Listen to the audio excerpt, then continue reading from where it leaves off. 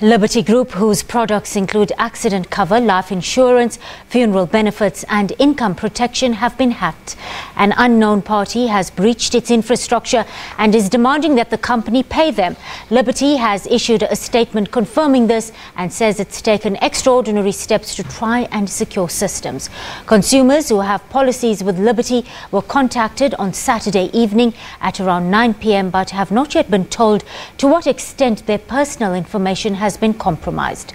Well, the data was seized from the group allegedly due to weak security. Tefo Mahapi, a digital expert, has pointed out on Twitter that Liberty's website appears not to have had SSL certificates.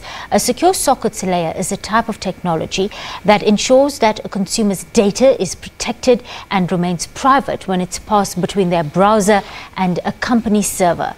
The hack comes just a month after a data breach in which almost 1 million South Africans' private information was leaked online, allegedly through a fault of the traffic fines payment system.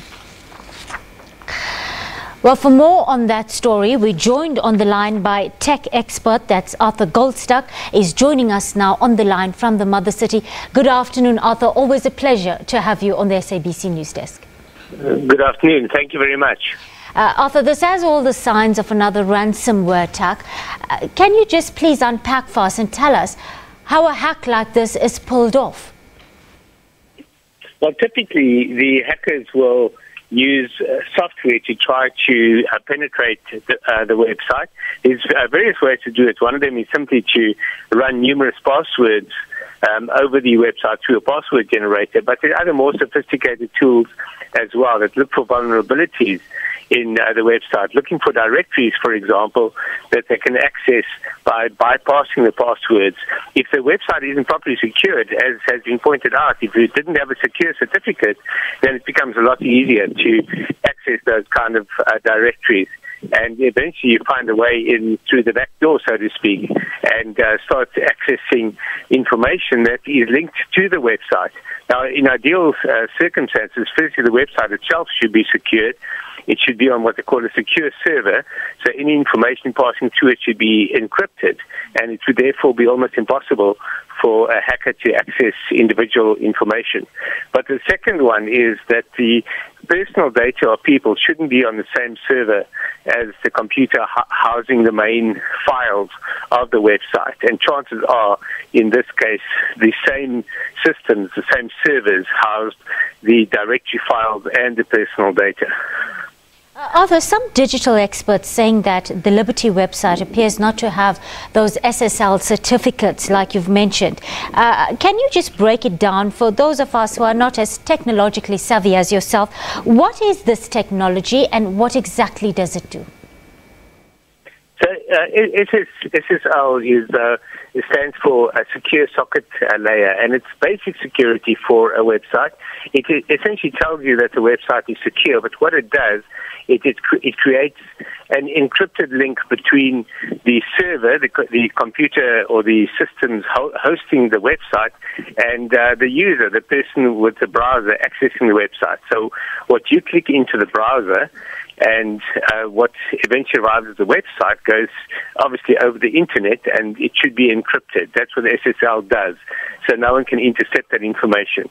Without SSL, that information can in fact be intercepted en route between the two, and that makes it a lot weaker. It takes sophisticated software to be able to do that, but that software is becoming more and more easily available. One can actually download hacking software off certain websites.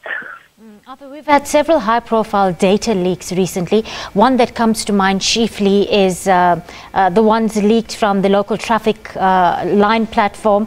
934,000 South Africans had their ID numbers, email IDs, their names, etc. leaked. And these attacks continue to evolve in sophistication and numbers. How do you suggest that companies protect themselves at this point? Well, the very basic, as has been pointed out on the iAfrican website, is that you have to have SSL on a website. Even ordinary sites that don't house financial information, but that require people to log in with their username and passwords, those should also have SSL. there should never be a situation where a username and password can actually be downloaded off a website. The real issue with that is that when people get certain usernames and passwords off a site, they can then try those out on other sites. So even though you might not have sensitive information, for example, on the media site where you've registered, that same information may be used to access your bank account, for example, on a banking site. So that's a very basic requirement.